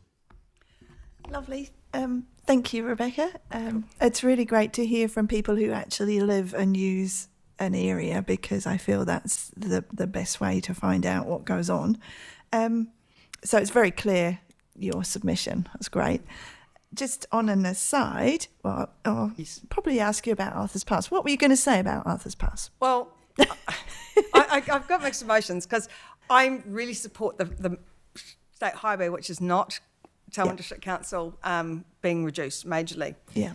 In my submission to that, I did mention that I supported it being reduced, but that is only because I so desperately want that state highway. A lot of those roads, to be honest, at the side are little roads, and so it's hard to go at a really large speed on those roads anyway, because they're only there to have long, some of them, and a few houses. But I've got mixed emotions about it. Although I said I support it, it's more the fact I support trying to get NZTA to lower that main one to fix all the area. Yeah, we heard from a lovely submitter earlier who talked about how those roads really are probably only 20k roads, so because of how short and how narrow they are. So, yeah, no, that's great. And I was campaigning, drove them a few times. So yes. Just and something other submitters have talked about is, how did you find the accessibility to the consultation? Do you think, is there any better ways we could do it? Absolutely. The first time I did it, I completely stuffed it up. Okay. So when I went through, when I looked at it, I thought, oh my gosh, I've got to, and this is what I think is something that's altered how it's turned out. I thought I had to go into each individual one. So see at the bottom, you go next and next. Yeah. So it takes you into the next one. And so I kept saying, I don't have an opinion on them. Yeah. So therefore it was creating me saying I don't have an opinion. Yeah. And then I realised I'd stuffed it up and started all over again, because I didn't submit that one, and realised I could just click on one and then click on the one that I wanted. So there may be, I feel like it may not be completely clear. There must be a better way. There could be a lot of people that could have put, I've got no opinion, which is what I started doing, that actually just didn't want to even answer those ones. They just wanted to do the roads that they were interested in. About. And I'd love to have had opinions on all of the roads, and actually had the whole community board come through, and I, spoke on behalf of the community board. Yeah. But we've all got our individual areas as well that we know more about, and some of those roads I don't know enough about, and they're not. Yeah, that's why I spoke by myself. Yeah. No, that's lovely. Thank you. Cool. John. Yeah. So is it correct to say that although you're making the submission on your own behalf, you're well connected and engaged with the community in Hororata? Oh, 100%. So when we have a look at it, would be interested, Bex, to hear your view about the fact that at the moment it's a stretch of road like that at 60. Yes. So you're saying as you come from St John's Church that the 60 could be moved back closer to the church, or maybe even an 80 or better signage to give people warning. Yes, I have talked to Sam and Ravi about that. There are people in Horata that are advocating for, before the St John's Church, to have it at 80 at least, and then so it's calmed down. But even looking at how many people submitted on this one and the response that came through, which was not as good as I would have liked it to have been, I think there'd be a little bit of pushback at the moment for that. But I personally, I would advocate for that 80, 100%. And I know that there's quite a few that feel that same way. But there's also a lot that, and it would be people more outside the area that would like to come running through there quite fast. So it's I want to say yes, I'd advocate for it 100%, and I do have people in my ear telling me they want me to push for that. But at the moment, speaking with Selwyn District Council, they're not prepared to look at that yet, but I have brought that up. Yep. And then looking to the future, there's a possibility of a subdivision behind the community hall. Yes. And then I think not only you, but various other submitters have mentioned the area by opposite the hall, the domain, the large events like the Go Horata, which draw significant numbers of people. And I know they have traffic management plans, but would appreciate your view, Bex, on the fact that is there room for lowering below 60 in an area, or would that just confuse people, and are we better to just stick with a stretch of road at 60? Because it goes 60 into 50, but the 50 bit's right there. So you could move that 50 out, so that would get rid of the 60 part and just move it along. At the moment, I think 60 is okay. There may be a few people that say bring it down to 50, but I think 60 would be sufficient. It's just slowing them down before they get to the 50. But it's and because it's 50 right where the main, one day hopefully I get my pedestrian cross from one side of the road to the other over to the domain. So at that point, yeah, that's still in the 50, and that's might be when they need to look at that part. So probably go with the 60, but Yes. don't rule out other road safety 100%. improvements. Absolutely. Thank you. Thank you. Thanks, Beck. Thanks for coming in. Now, do we have Fiona? I'll just leave the light on for you.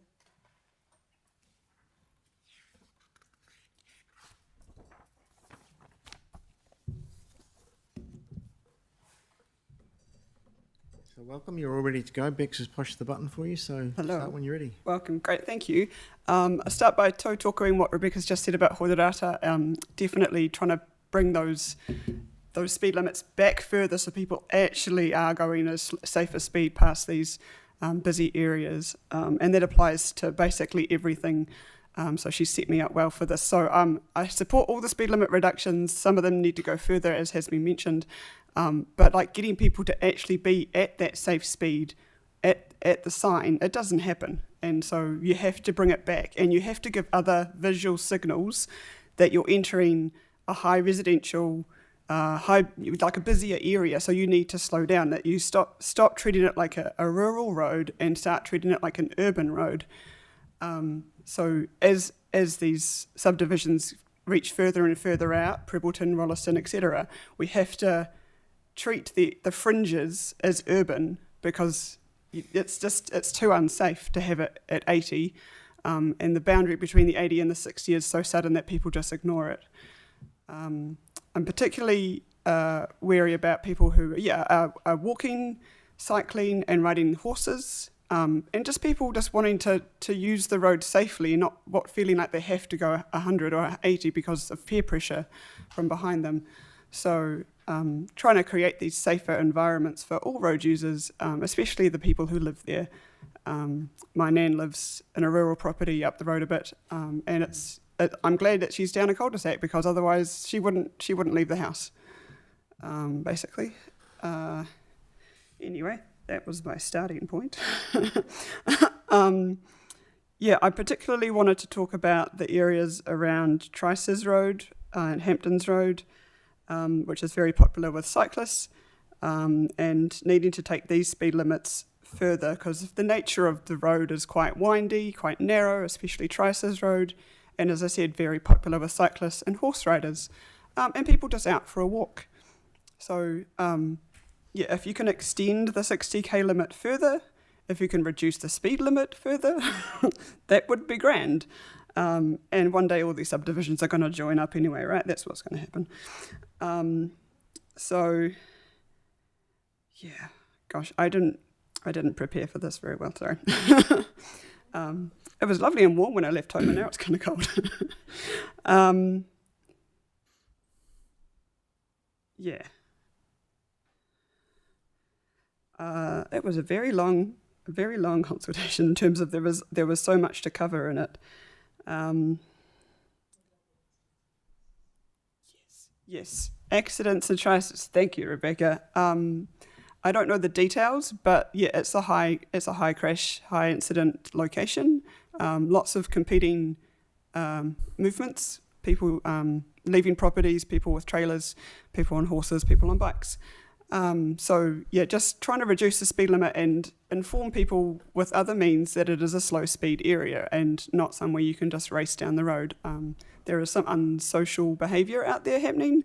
There is people throwing bottles at cyclists and all sorts of things going on. So just trying to make it a friendlier environment for everyone would be grand.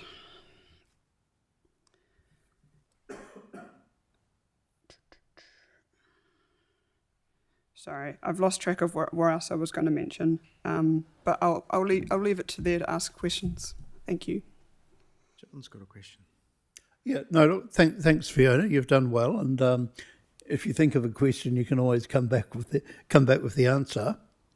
As a cyclist, are there particular locations in the consultation that we're going through that you actually avoid because of the risk of an accident? Yes. Sorry, this is very small on my phone. There's no rush. Yeah, like I used to bike down Shands Road back when I was a bit younger and things weren't quite so hectic, but now it's just horrific. I absolutely avoid Shands Road.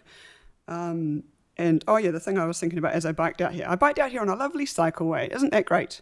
But you can't have a cycleway down every street.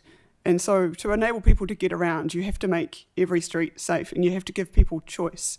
And there aren't that many buses out here, so cycling is a great way to get around, to get to a bus or connect with other people. So yeah, Shands Road is diabolical, and people don't go 80, they go 100, and it's scary.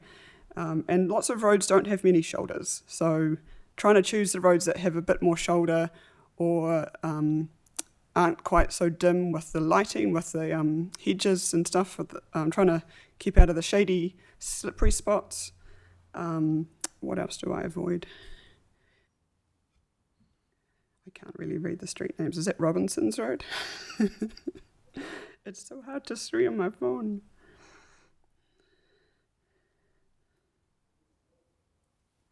Sorry, even when I zoom in, it's like, nope, I can't read that street name. Yeah, several streets between Rolleston and Prebleton, and there's no, another thing, I really wish that the Southern Motorway cycleway continued all the way from Prebleton to Rolleston, and without that you're forcing cyclists to go on the road. So a cycleway directly connecting these two townships would be amazing. And if you can't do that, then at least make the streets safer by reducing speed limits, making it a safe environment, and building wider shoulders. Sorry, I've half answered your question, and I can't read the street names. I don't know the street names. I just know where I go and where I don't go. No, that's fine. Thanks, Fiona. Clear Road. Do you remember Clear Road? You commented on Clear Road.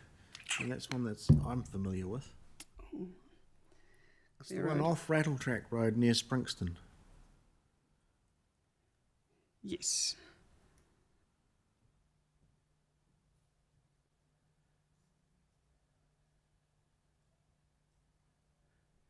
I'm trying to see it on the map. Like I can see my comments in my PDF of the submission. But I can't. I'll just Google Map it because it's easier. Yeah, that's probably easier. Or can we pull up a map on there? Anyway, it's off Rattletrack Road. Rattletrack Road is currently 100 and it's proposed to be reduced to 80, I think. The Clear Road is a side road that's about 500 metres long into a small rural subdivision. Mm-hmm. And I was kind of surprised to see that it was proposed to be 80 kilometres an hour, given that it's only a 500 metre dead-end road. So if you remembered cycling on there at some point, I was interested in your comments, but if you can't, it doesn't matter.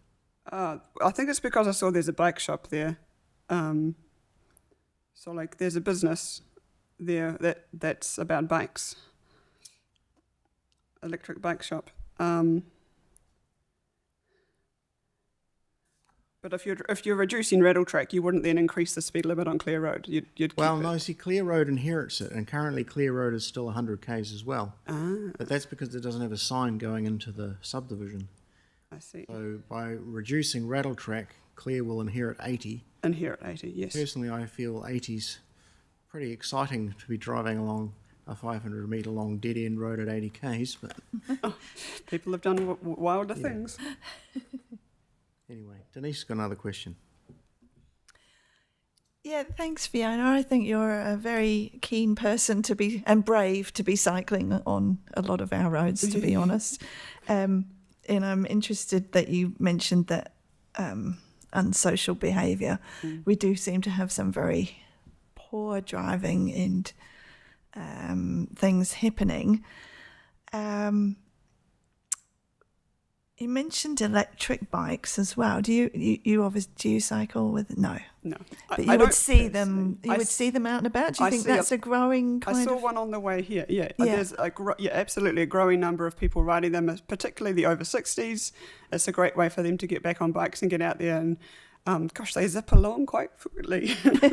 yeah, I thought they seemed like quite a cool idea. So you mostly cycle around the Prebleton area? Is that from the roads that you're... So I live in Hereward, and I do a big arc that goes behind McLean's Island and then all the way round to the hills. Wow. So I kind of all the way across and then all the way back. But sometimes I'll just go out to Darfield and back or whatever, like depending on the wind. Oh my gosh. Yeah. Okay. Have you seen anything because you're obviously crossing boundaries there, in other areas that you think would make it safer? It's reducing the speed is kind of crucial to that, I suppose. Reducing the speed is crucial for those who pay attention to speed limits. Yeah. I love that Selwyn's really going out there and going, okay, let's make as many of these roads 80, and for those that we can, let's make them 60. And it's a great initiative, especially when you've got all those really dangerous intersections. Yeah. That people just zip straight through without noticing there is a stop sign there. Yeah. There's probably a whole list of things, a list of roads that could be made 80.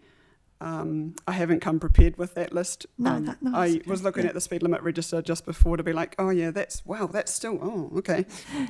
So I could provide a list. Yeah. But basically, trying to make it a blanket 80 would be great. And just where the roads are narrow and they're not conducive to going 100 safely. Like, but people live on these roads. You know, they're not a highway, but people treat them that way. Yeah. You don't go off sort of round our new subdivisions at all. You're more on the main roads. I mean, I had to wiggle through to get here, but how was that? and I've got friends who live in Lincoln and Rolleston and stuff. So I go through them to get to my friends, but I don't ride through them otherwise, I guess. Okay. Oh no, that's great. Thank you for coming to speak to us, and it's great to hear a perspective other than drivers who are wanting to go everywhere as fast as possible. Yeah, there are other people on the roads. I was at a great lecture last night, and it was about using different language. And New Zealanders are obsessed with getting from A to B as fast as possible, and we shouldn't be. Like that shouldn't be the goal. Yeah. And that travel is just part of your day. Yeah. And if you can enjoy that travel and just you know, like that's just part of time that you spend. And whether you can listen to an audiobook while you do that or whatever it is, enjoy the exercise on your bicycle, that's just part of your day. So like having different priorities would help. But yeah, I think everyone deserves choice, especially those who are too young to drive. They deserve the choice to be able to bike to school, to go for a walk, to go visit their friends, and not be so restricted by dangerous road behaviour. Because roads are public space, they're not a highway. Yeah, no, that's very true. So, yeah, thank you. Right, thank you very much. Thank you. So, Jenny, if you'd like to join us.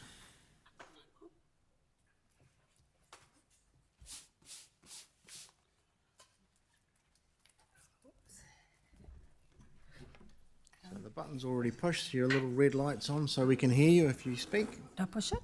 It's already pressed, I think. On. Yes, thank you. I'm here on my own behalf, and I want to talk about the Halkett Road turn-off corner going into West Melton. I think I was the fourth accident last week, and the cars come from the west. I don't know whether anyone could make a picture, but or put the map up, but the cars come from the west, and they come along, there's a hedge along the side, and they come straight through. And if you're coming and wanting to turn into Halkett Road, you've got to sit on the road there. The chances of getting hit from behind are quite high because it's I'm pretty sure it's 90 k's there. And the first person that I rang an ambulance for was a man who got hit from behind. It looks like when you pull over to the left, heading west, when you pull over to the left, it looks like you're going off the road to park. And I got an ambulance for that man. And the next person, I came one day out of Halkett Road, and there was a policeman, and she'd pulled up a car, and they were both in the road. I left my car on Halkett Road and ran across and said, "Excuse me, do you realise that you're in the road?"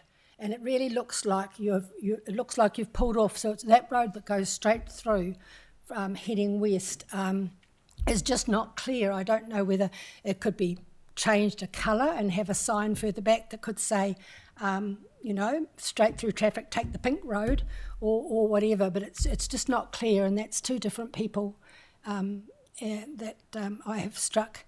The other is that I wonder whether there's sort of an islandy hill there, and I feel like it needs to be made a roundabout. The roundabout for Yorkhurst works really well. It works really well, and I think a roundabout there. But meantime, if a sign could be put up to say high crash area, and whether the speed limit could go from 90 down to 60. Coming out of West Melton, I don't know whether you could make it 60 right out till you get past the Halkett Road turn-off. But it's I don't know how many crashes there have been, but I know of 4. And I didn't see the car coming towards me and turned into Halkett Road, and I got hit at 90 k's. And I'm really grateful that we're both all right. But it's a difficult corner. Coming out of Halkett Road, they changed it, which is good because you're more straight onto traffic this way. But I wonder if there could be a lane made for people to go over to the right on the Christchurch side of the corner, and whether we could go around the back. That's where the road used to go. Whether you could go around, ones going Halkett Road from Christchurch could go around the back of the big hill, the Tussocky sort of hill thing, and the ones coming out from Halkett Road going to Christchurch, you just take the normal one that you take now. And that would give people a safe place to stop and stop and wait to go that way. I don't know if that would work or not, but perhaps reducing the speed limit would mean that the crashes wouldn't be quite so bad. I'm speaking on my own behalf, but it's known to be a really difficult corner, and I think reducing the speed limit, even maybe to 60 till you're past that corner, would probably mean that the crashes wouldn't be quite so bad. But thank you.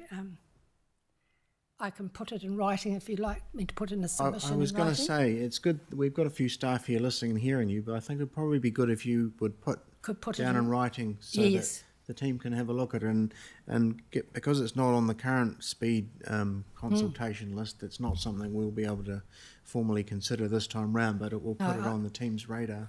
I understand, but I think when you've got a policewoman who doesn't know that it's not just pull over and park there, and that's just what it looks like. Yeah. And so, Yeah, that's useful local information for us to learn about. yes, thank you. Thank you.